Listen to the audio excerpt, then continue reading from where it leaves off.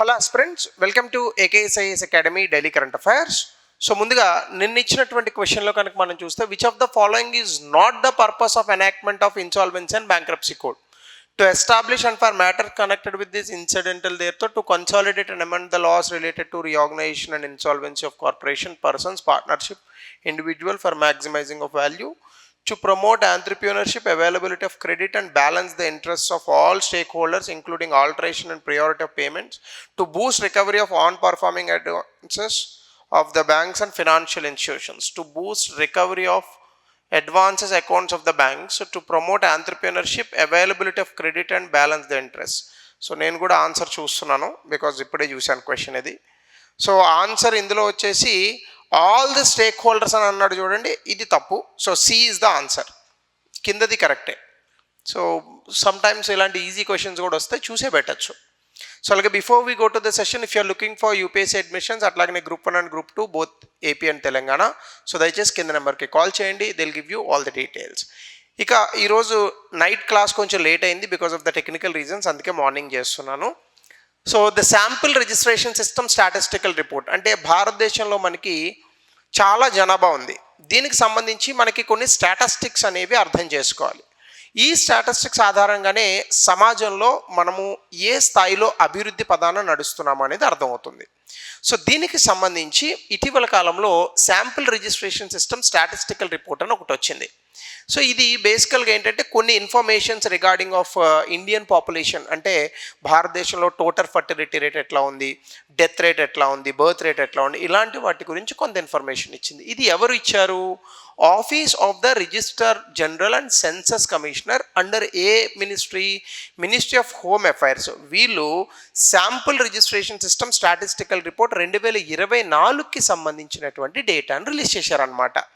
అయితే ఇందులో మనం ఏం అర్థం చేసుకోవాలి, ఈ డయాగ్రామ్ మనకు అర్థం కాదు కాబట్టి ముందుగా అసలు ఏంటి శాంపుల్ రిజిస్ట్రేషన్ సిస్టమ్ అనేది చూద్దాం. ముందుగా large scale continuous panel house hold demographic survey అంటే మనకి ఎప్పుడైనా కూడా జనాభా అనేటటువంటిది పెరుగుతూ ఉన్నటువంటి సమయంలో లేదా జనాభా అనేటటువంటిది ఎక్కువ ఉన్నటువంటి సమయంలో ఆ జనాభాకి సంబంధించినటువంటి ఇన్ఫర్మేషన్ అనేటటువంటిది మనం తీసుకోవాలి. డెమోగ్రఫిక్ సర్వే అంటే డెమోగ్రఫిక్ అని అనగానే మనం ఎప్పుడు కూడా జనాభా ప్రాతిపదిక అని గుర్తుపెట్టుకోవాలి. సో ఈ డెమోగ్రఫిక్ సర్వే అనేటటువంటి దాన్ని ఒక శాంపుల్గా చేస్తారు. అంటే మొత్తం పూర్తి స్థాయి 2011 మనం సెన్సస్ చేశాం కదా, అలా దేశం అంతటా ఉన్నటువంటి పాపులేషన్ అడగరు. 1,00,000 మంది పాపులేషన్ ఉన్నారనుకోండి ఒక ఏరియాలో, 1,000 మందికి శాంపిల్ తీసుకుంటారు. కానీ అలాంటి చాలా తీసుకునేటటువంటి శాంపిల్స్లో లార్జ్ స్కేల్ కంటిన్యూస్ శాంపిల్ అనమాట ఇది. అయితే ఇది మేజర్గా భారతదేశంలో యాన్యువల్ ఎస్టిమేట్స్ ప్రతి సంవత్సరము కూడా మనం చేసేటటువంటి అంచనాలకు ఇది ఉపయోగపడుతుంది. సో ఇలా చేసేటటువంటి అంచనాలకి మనకి ప్రాథమికంగా ఇచ్చేటటువంటి సమాచారమే ఈ యొక్క శాంపుల్ రిజిస్ట్రేషన్ సిస్టమ్ సర్వే.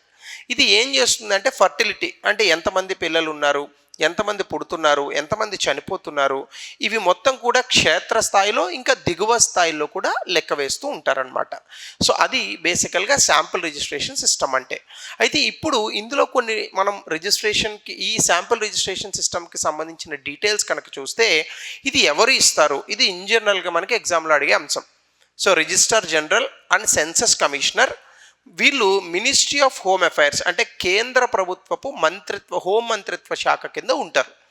ఈ సర్వే అనేటటువంటిది సాధారణంగా 2024 రిపోర్టు 2011 శాంప్లింగ్స్ ఫ్రేమ్ నుంచి తీసుకున్నారట.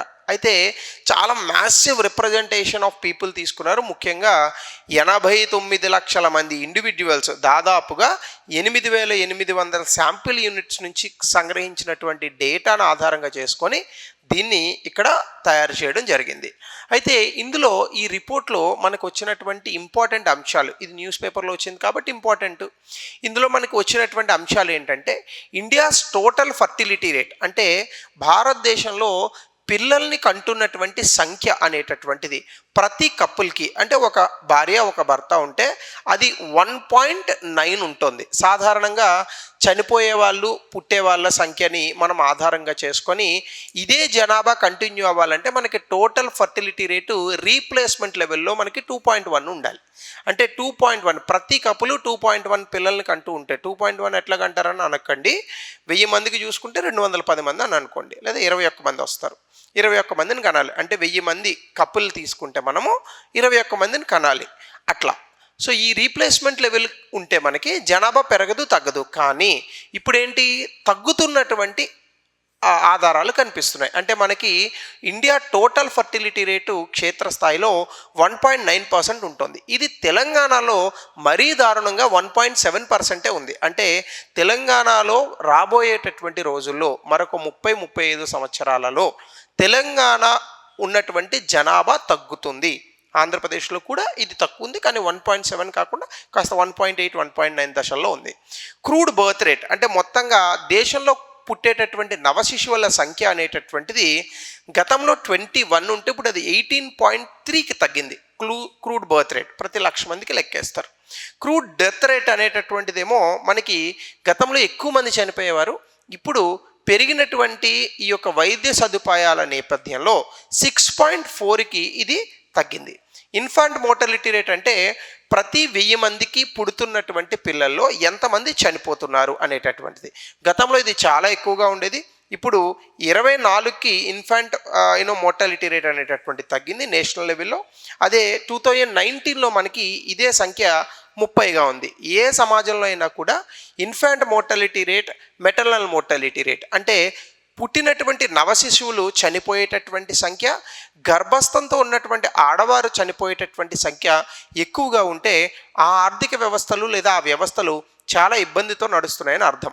అయితే భారతదేశంలో ఇంత ఎక్కువ జనాభా ఉండి కూడా ఇంత తక్కువ సంఖ్యకే మనం తీసుకొస్తున్నామంటే గుడ్ థింగ్. కానీ 1000 మందిలో 24 మంది కూడా చాలా ఎక్కువ. అదే మిగతా దేశాల్లో అయితే 2-3 సింగిల్ డిజిట్స్లో ఉంటాయి. అట్లానే అండర్ 5 మోర్టాలిటీ రేట్ అంటే పుట్టినటువంటి పిల్లల్లో 5 సంవత్సరాల లోపు మరణించేటటువంటి వ్యక్తుల సంఖ్య 28గా ఉంది. గతంలో 29గా ఉండేది, పెద్దగా మార్పు చెందలేదు. ఏజ్ డెమోగ్రఫిక్స్ కూడా మనం చూస్తే ఎప్పుడు కూడా భారతదేశం అనేటటువంటిది యంగ్ ఇండియాగా చెప్తూ ఉంటారు. అంటే మొత్తం భారతదేశంలో ఉన్నటువంటి వ్యక్తుల తాలూకా వయసును కనుక మనం తీసుకుంటే దాన్ని మీడియన్ వేస్తే 27, 28, 29 సంవత్సరాల్లో వస్తుంది. అంటే రిలేటివ్గా మిగతా దేశాలతో కనుక మనం పోల్చుకుంటే సాపేక్షంగా భారతదేశంలో ఉన్నటువంటి శిశువులు, భారతదేశంలో ఉన్నటువంటి వ్యక్తుల తాలూకా ఏజ్ అనేటటువంటి తక్కువగా ఉంటుంది. కానీ ఇప్పుడు యంగ్ పాపులేషన్ 0 నుంచి 14 అంటే అప్పుడే పుట్టిన వ్యక్తుల నుంచి 14 వయసు గల వాళ్ళు 24% పడిపోయారు. గతంలో ఇది చాలా ఎక్కువగా ఉండేది. అయితే economically active working age population అంటే 15 నుంచి 59 సంవత్సరాలలో ఉన్నటువంటి వాళ్ళని వర్కింగ్ ఏజ్ పాపులేషన్ అని అంటారు. అది మాత్రం 66%కి పెరిగింది. అంటే రాబోయేటటువంటి రోజుల్లో కూడా పనిచేసేటటువంటి వ్యక్తులు, లేబర్ ఫోర్స్ అనేటటువంటిది బాగానే ఉంది. అలాగే ఎల్డర్లీ పాపులేషన్ ఏమో 9%కి పెరిగింది. ఇది చాలా ఇబ్బందికరమైనటువంటి పరిస్థితి.